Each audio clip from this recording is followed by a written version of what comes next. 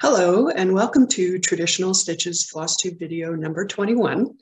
I'm Janice Spencer, the owner of Traditional Stitches, and with me again today is Rose Heck.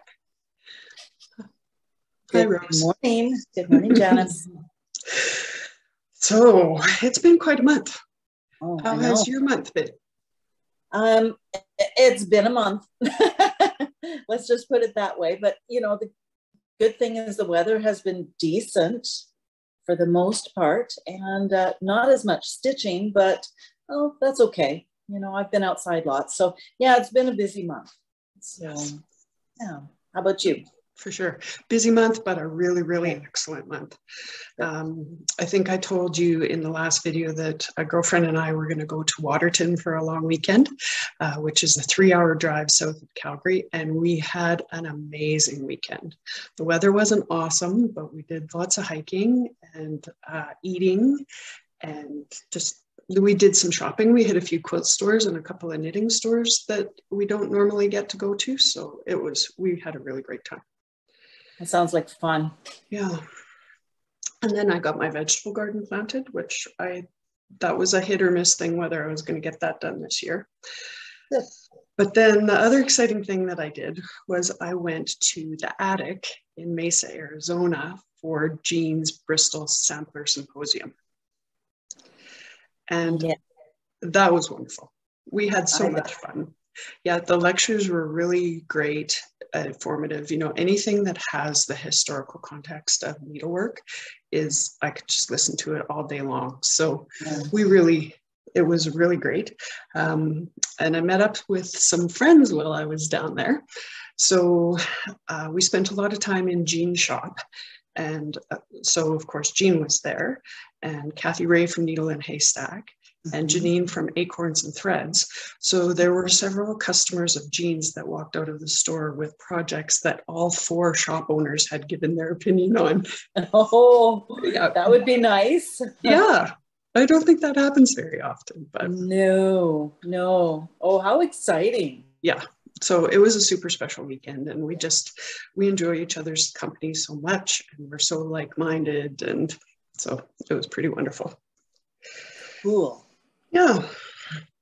So while I was there in Jean's shop, I got to help people with, like I said, thread and linen choices and cutting fabric. And so I got warmed up because we're opening the shop Traditional Stitches to in-store shopping, kind of, sort of.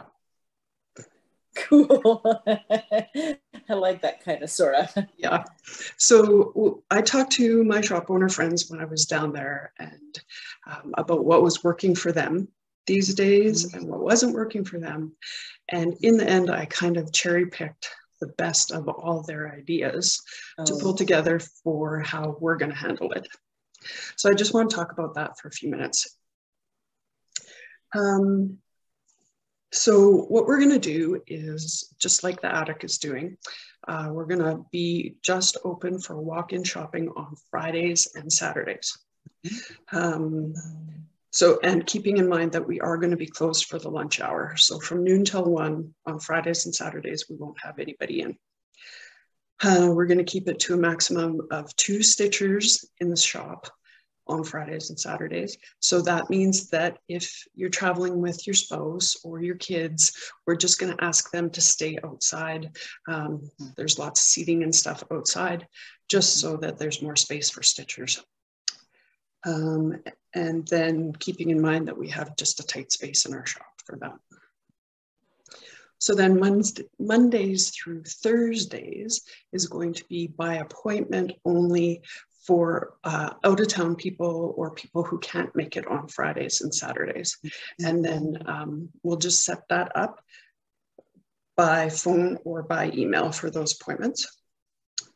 And the reason why we're not just open to walk-in traffic on Mondays through Thursdays is because our mail order, our website stuff is still super busy. And we just need time to work on that, as well as receiving our shipments from our vendors and doing our inventory management stuff. So that's the reasoning there. And so then the other thing is, as always, we're closed all Sundays and all statutory holidays. So just a couple more thoughts on the Friday and Saturday thing. We do have a tight space in our store, and it's always a balancing act between product that's on display and space to move around, and also having our staff doing their jobs in the shop as well. So we're tight on space in the store, and also our parking lot is a little bit tight. So that's something to keep in mind. And then the other thing is that we are training a handful of new staff that haven't been with us before COVID. So they're learning the helping customer in person thing, all new, and bringing up customers and stuff. So if you do come to see us, we just ask you be super patient, and it's stitching stuff. So it's always fun, and there's always something else to look at while you're waiting. So if you can't tell, I'm kind of excited and also a little bit nervous about seeing everyone. The customers that we have had in the store in the last few days, it's felt really good to have them there with us. And we know that everybody has really been waiting, some not so patiently, for the store to open back up to in-person shopping. But I would just say that please don't all come at once. Space it out, you know, don't rush, but be just prepared to be patient, wait in your car or whatever if we already have a full house on a Friday or Saturday, and just know that that's the potential for that is there. Right. So then I'll put a link in the notes below that really lays out our in-store policies, things like wearing masks and how you feel about that, and also, you know, making sure you only come to visit us if you're feeling really well. And so, and then if you have any questions about that, please call or email us before you come to the shop. Right. So, but you're the first person outside of the shop I've really explained that to. Do you have any questions? I think you have explained it really well. Just to reiterate to everybody, there is, I mean, this is an old farmhouse that you have converted, and so there isn't a lot of room. And so just being mindful of that room and allowing only so many in one time is probably the biggest reason why you're doing the way you're doing. And I think we still need to make masks mandatory while we're around, just to protect yourselves, to protect your customers and your staff. And my one question is, are you wanting people to, I assume you'll have hand sanitizer. Are you going to be using latex gloves or? No, we're really not. We're really all in a comfortable state with that, and my staff aren't required to wear masks, and so a customer coming in can make their own choice that way. We have masks at the door, hand sanitizer at the door, but everybody in my shop is fully vaccinated and boosted as far as we're allowed in Canada, given our ages. So I think we're feeling okay that way. Good. Yeah. And you may have mentioned this, but did you mention a time limit that you would allow people to be in? It really depends on whether there's people waiting. If there are people who are waiting to get in, then we will definitely kind of try to scooch things a little bit faster. But beyond that, I'm not going to do that. The one other thing, though, that you made me think of was that if you've got a big long list of threads or fabrics or charts that you know that you want, if we could have that in advance so that we can pick it and get it ready, that would be super helpful. That would be a really good idea. I can see that. Yeah. So, okay. Yeah. Yeah, I think you laid it out really well. Okay. Thanks, Rose. Welcome, Janice. Okay, and now back to our regularly scheduled programming. Right. So the first thing that we're going to talk about is the Eliza Martha Linfoot stitch along. And that is the Hands Across the Sea samplers that was an exclusive between our shop and 3 other shops, as well as Nicola's website, Hands Across the Sea. And this is what it looks like. But do you have the real thing maybe to show us? I maybe do.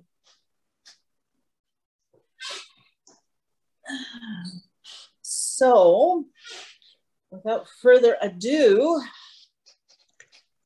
Oh, Yay! It is done. It looks awesome. Framed. There we go. Yeah. Huh. And did you have the framer frame that, or is that a frame that you did on your own? It's my own. Yes. Ah. Yeah, she fit in there really nicely. So I don't have glass in it yet because I am picking up spacers today. And if anybody does any framing themselves and talks to their framer, you know that you need to have spacers between the glass and your stitched piece, just to let air flow. And I only have probably about 6 inches of spacers left downstairs. So right now she is just sitting there. You can see she is laced and just securely in there. She's tight. So I could leave it like this, but I have animals and I cook, and I feel that it's a way of protecting the piece. So I got her done this week, and she's so pretty. She's so pretty. So awesome. Yeah. So how did you find the basket? What were your thoughts there? Well, as you had done, I did the stem stitch first, and I took it out of my scroll frame, and I did it by hand. And so I kind of did the sewing method, and it took me about 3 rows of, when I mean rows, I'm talking, 1, 2, 3, the vertical line, to get into a rhythm. I was trying to be exact to the pattern, and that worked, but I was getting frustrated, and I was not quite following, and it took me a while just to get into it. And then I thought, okay, no, just relax. You know where your start and end is, and you know approximately where you need to get there. Do your own thing. So my basket might look subtly different than someone else's, if they really compare. And I've seen someone that had something a little bit different. I thought, oh, that's cool. And so make it your own. Don't overthink. And that's what I was doing. I was overthinking and overcomplicating. And so that worked. And then I had to put in the satin stitch. And I'm using 103. And you've mentioned this before, that it doesn't fill out like soie d'Alger. It's highly spun, and it's like using rope. And so I did the satin stitch. I would do one I would go one, what's the word I'm looking for? Pass. Yeah. I would go one pass through, and then I would go back and fill in as I wanted to. And it was a little tricky. It was a little bit tricky. And especially with having the stem stitch there, trying to get underneath the stem stitch and that. And it went faster than I thought, because I'd given myself until the weekend to get it done. And I ended up finishing the basket in 2 days. So in hindsight, I'm glad I did it. And in hindsight, I'm glad it's done. So, yeah. For anybody that is really feeling, concerned about it, it's not as hard as what our mind makes it to be. Okay. So, yeah, have at her. And if you have any questions, just leave comments down below. And if you're concerned, I can try and help you. And I know you can help them, Janice, and go from there. Yeah. So I think you're such an achiever in your stitching. I would guess that following the stitch along monthly schedule might be a little bit kind of contra to how you like to do things. Yeah. Sorry to say, I have 4 stitch alongs going along, and I was really maintaining them well. And it took me a week and a half to get through all 4 of them. But as the summer kind of came through and I was less and less busy, I was just feeling a little overwhelmed. So I decided Eliza was going to be my finish first. I picked it up at the start of the month, and I thought, no, I'm going to just continue here. I got into a rhythm. I'm working on 45 count Nightingale and with the Soie 103. And I thought, no, I've got a rhythm in this. Let's just keep on going. Yeah. And that's what I did. And so she's done. Good.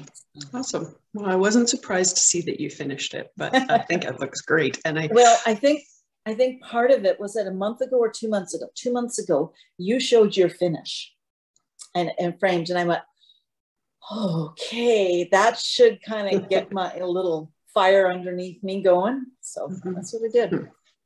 I have a little story I'm going to tell about a phone call I had with a customer this week that is kind of about doing your own thing.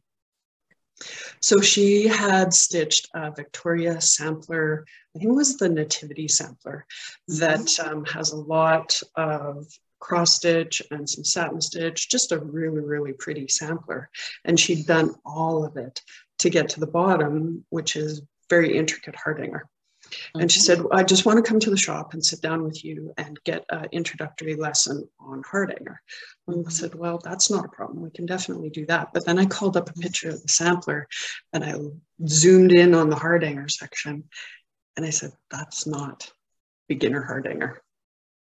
It's intricate and fine and mostly cut out and lots of eyelets. And so I said, well, that's a big step. She'd downloaded books and all that kind of stuff and couldn't find her way to get started. So I said, well, here's a couple ideas.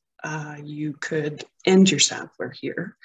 You could find something else to stitch in that area that replicates the shape and the finish, but it's not cut work. Or if you're a member of the Victoria Sampler Facebook group, ask the stitchers what they've done as alternates for that bottom two and see if they'll send you some photos. But in the end, the biggest thing I think she was looking for was permission to do something other than that hardanger section. So I said that to her. I said, I give you permission to change it or to not do it. And that really, I think, gave her some relief in that. So cool. Yeah. So hopefully she has going to have a finished project, and I'm sure it's going to look stunning with or without whatever she does on the bottom. But I think she just needed to hear that it was okay to do her own thing. That's cool. I'm glad to hear that. Yeah. Yeah. Yeah. I've done a number of Victoria Sampler, including ones that do have the base with hardanger and that. But I'm at a different place, and I've actually taught hardanger.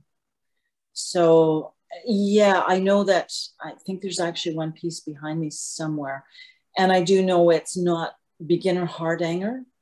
So I do have one or two really good books that will detail a lot of that.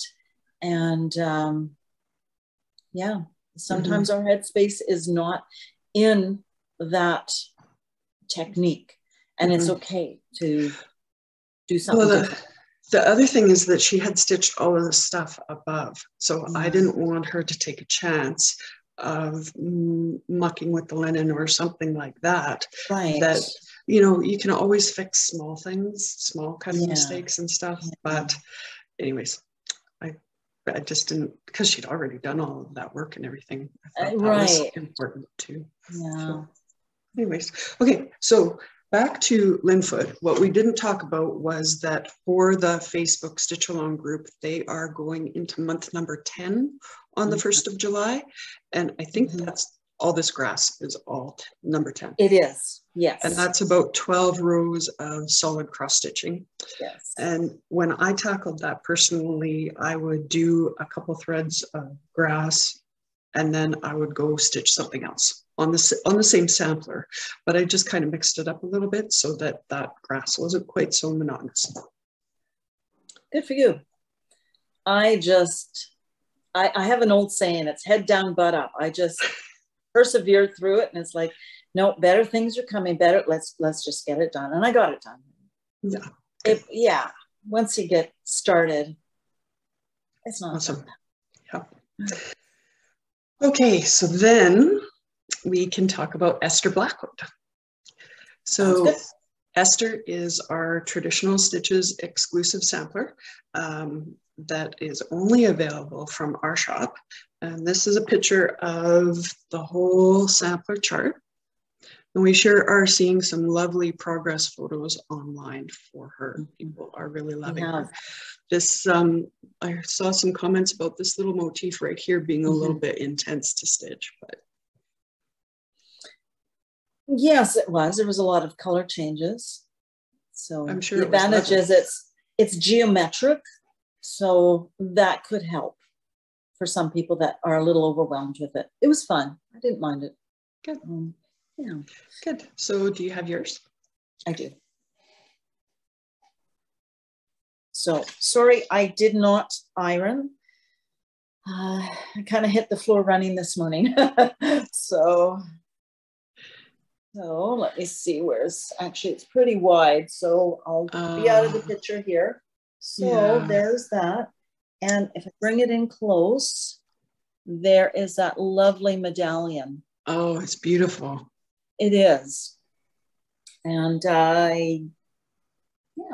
so I'm working this for anybody that asks, 46 count vintage pecan butter from Lakeside Linens, and I'm using the SWA 103 silk floss.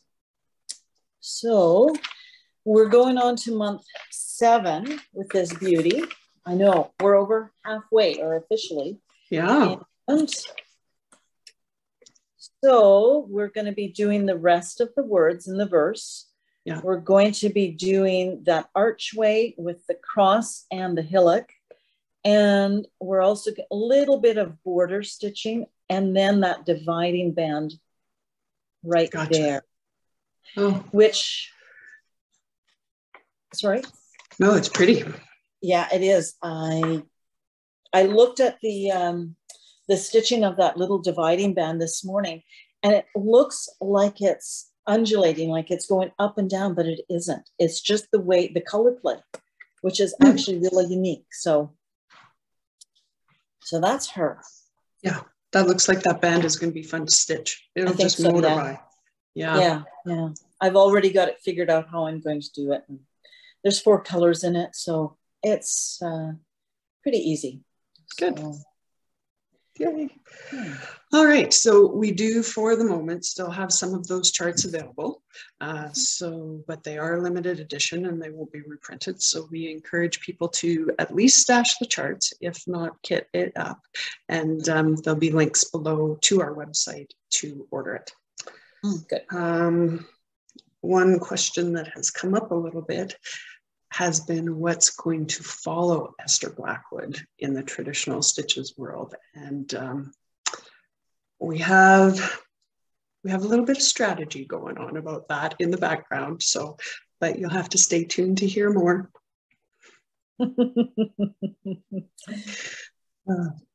Okay. So then our traditional stitches exclusive that the supplies have finally all arrived for, so we're going to get started shipping towards the end of next week, is the grand finale of our 20th anniversary celebrations, which is the sampler by Calgary's very own Frida Murfin of Frida's Fancy Stitching. So I have some things here to show you. So this is the sampler, the model, that Frida stitched that she gave to us to hang in the shop to show everybody. So the colors are just stunning. The weather has changed about 4 times this morning here, so the lighting is, every 5 minutes it changes, so it's a little bit dark. Please send it our way then. It's been raining, pouring for 3 hours now. I'd like to see some sun. Yeah, for sure. So here's the chart for it. And in true Frida style, the stitch instruction diagrams are awesome. Okay. So just to flash it up there. So if somebody wanted to give a try to count a canvas, this would be the perfect project because it's not too huge and it's very achievable. Now I'm going to try and pull off a magic trick here.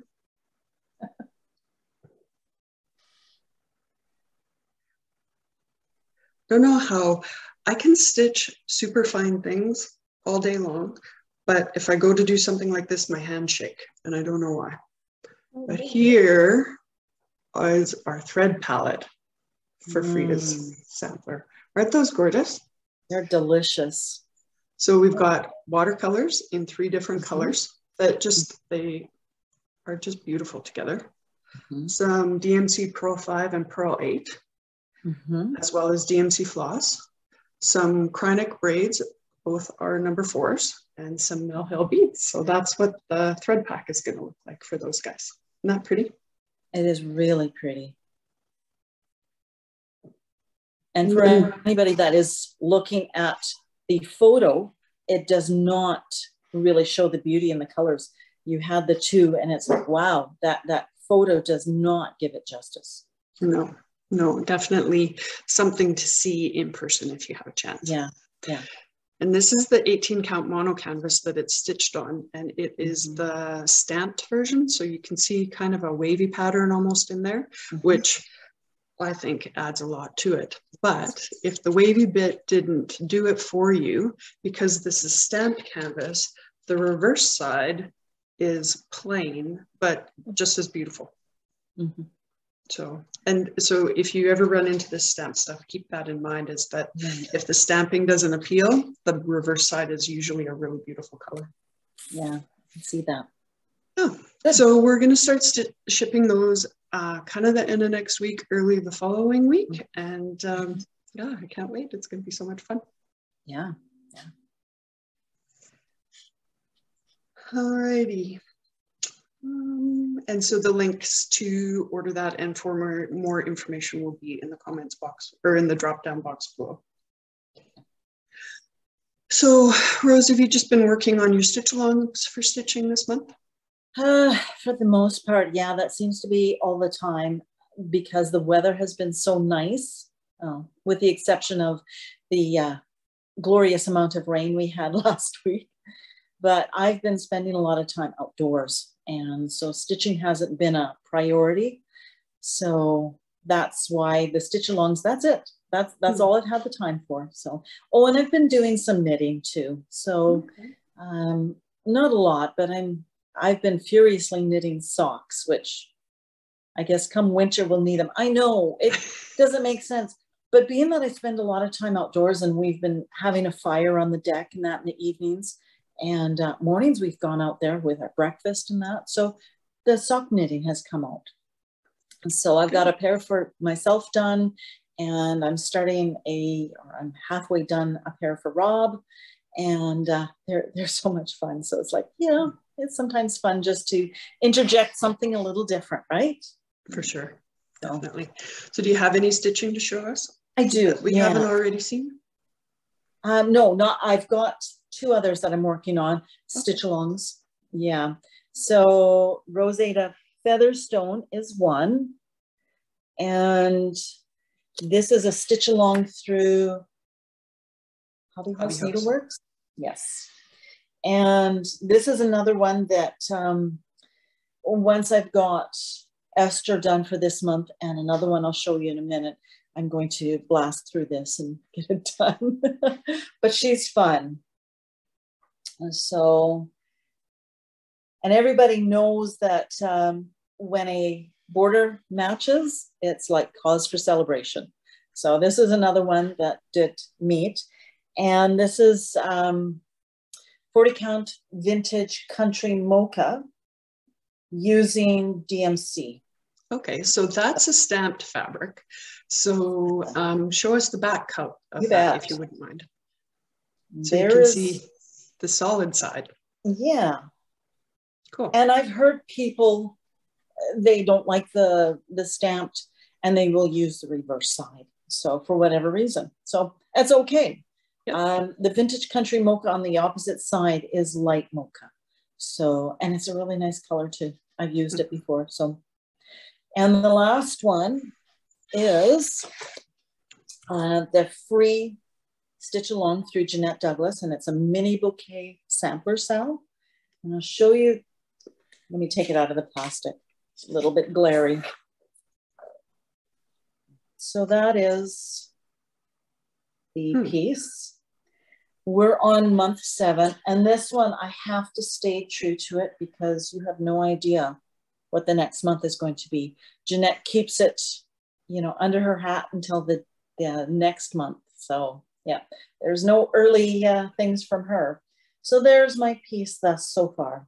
No, that looks beautiful. It does. And she provides the border and then each month. So, and I've seen some really unique stitching. I've seen someone with a black border on there or different color border. And I'm just doing a stash buster, so my colors might not be quite the same as what Jeanette has. It doesn't matter. It's been just a lot of fun. Cool. And that is about it. That's, you know, nothing else extraordinary that I can say. So I'm waiting for, you know, I'm not rushing summer, but that's when I get more stitching done, is in the winter. So. Yeah, for sure. Well, and what have you been up to? Well, if somebody watched our last FlossTube video, number 20, I titled it Stitch Along Update and a Conundrum. So my conundrum was that I had run out of a color of silk thread. And so I had proposed some possible ways for me to deal with it in the video. And then before I had even published the video, you had solved my problem. Mm-hmm. So a quick recap, I am stitching Scarlet Letters, Peacock, Unicorn, and Badger Sampler, which is solidly stitched. The background is stitched in. And the problem was that I had run out of the dye lot for that silk thread for the background color. Mm-hmm. So you asked me what number it was, and you went and did some stash diving, and you found a couple skeins of soie d'Alger that we figured you probably bought about the same time as I kitted this project up. Mm. So we thought it was probably good likelihood that it was the same dye lot. So you sent me those skeins. So I am very grateful for that. And yeah, I really appreciate it. Stitchers are such great people. I love it. I know, they are. Yeah, so I was able to get back to the project and start stitching on it. And the dye lot wasn't exactly the same, but I bet you can't tell. No, not at all. No. Oh, cool. Good. So, yeah. I'm glad. Yep. So it turned out perfectly. So thank you again, because I am loving stitching on this so much that I didn't want to put it on the shelf, because who knows when I would have gotten back to it. So now I can just keep motoring along, and hopefully I'll have more progress to show next month. Oh, cool. Good. I'm glad to hear that. Yeah. And, you know, dye lots can be an issue sometimes because there are many reasons, you know, when a dyer dyes a new batch or whatever, there could be changes in environment, temperature, many things could, you know, cause the changes. Some flosses are more wildly changed than others. Yeah. And if you're really concerned, always make sure that you buy enough. And if it's a large project, you might be buying extra. And I have one project that I kitted, and there is a little bit of a concern, but I talked to the dyer, and I actually looked back on an email that I had a discussion with her, and she says, my dye lots are pretty close, if not the same. And I thought, you know, pre-planning is a big thing. If you've got a large project that you're planning and you're unsure and you don't want to be spending, you know, another $50 to buy more silk floss just in case, there's always ways around, and it's pre-planning. Mm-hmm. So, you know, do the largest areas. And if you've got motifs if they're subtly different, it's not going to make a difference in the greater scheme of things. No. In the case of yours, it's so solidly stitched, it could, you know, make an effect, a change. So I'm glad to hear it worked out. So. Mm-hmm. And so while I was waiting for those silk threads to come in the mail, I had 2 finishes. Believe it or not.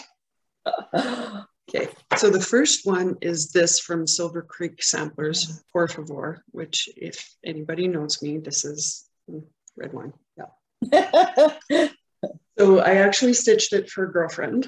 And so here is the stitch version. And then further down on the linen, you can see that I started another one that's going to either be for myself or a shop, but we'll see. But anyways, that's what it looks like. And this friend has a lot of black wrought iron kind of features in her house. So I just went to Michael's and got a inexpensive frame that looks like that. It's just, it turns out 5x7 is exactly the perfect size. So yeah. Perfect. I just need motivation to stretch it. So maybe I'll get that from you.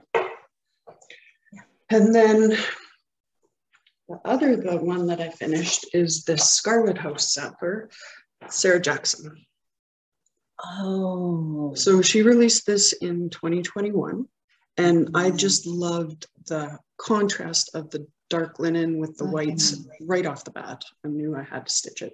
So, and I set it aside for a long time and I have very little left to do, but you know, sometimes that happens.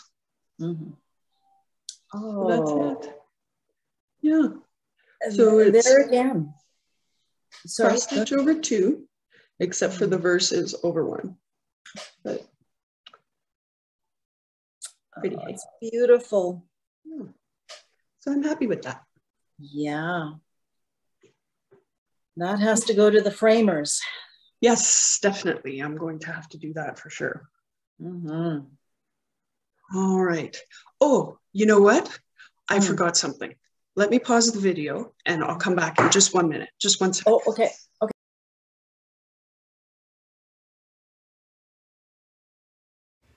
Okay, Rose, I'm back and I remembered what it was that I forgot. Here we are. Hi, together. We're in the shop. It's late in the day, so it's a little bit quieter, and Rose was coming for a visit anyways, so we thought we'd tag this on to the end of the video. So welcome. Thank you. It's nice to be back after good to have you back. 2 years. So what are we going to do? Well, we can show you some new stuff that's come into the shop. So when I was at Attic the last weekend, Nicola released a new Bristol sampler. This is Mary Hillier 1867. So she's a super pretty sampler, and I'm mesmerized by these corner medallions here. I think they're just beautiful.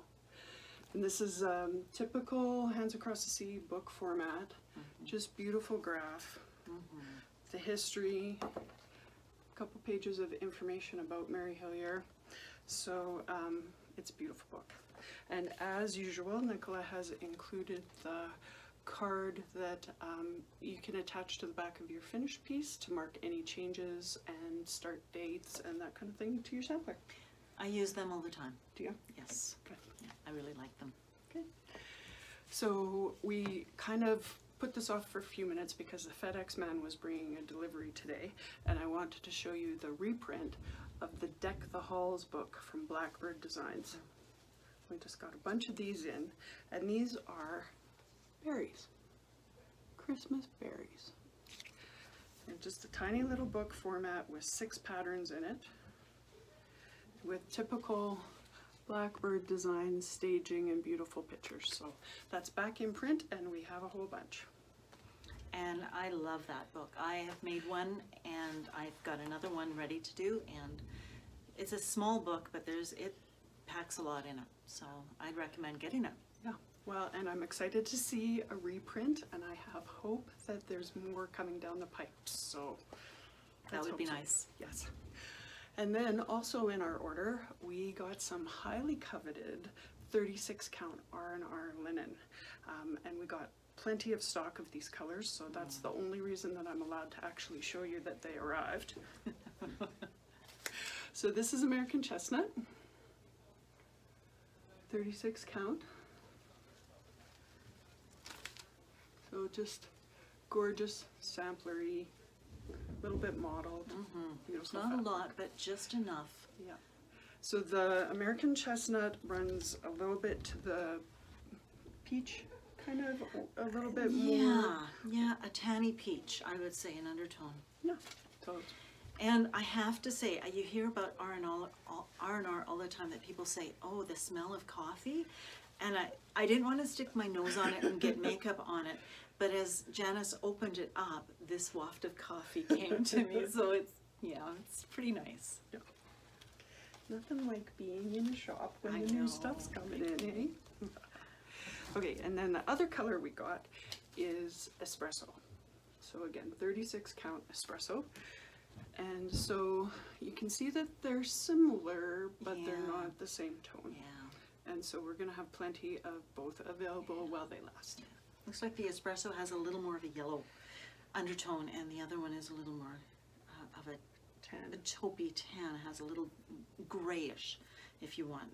It's not gray, but it has a little bit of a grayish. So, Yeah. gorgeous. Yeah, so I guess we know what we're doing tomorrow. We're cutting fabric. There you go. Yeah, so it Yeah. was just a nice opportunity Yeah, to see it was you. great. I had to pick up some linen, and I thought, why not? And Janice suggested, hey, why don't we do the end of our video? And I thought, yeah, that would be kind of fun.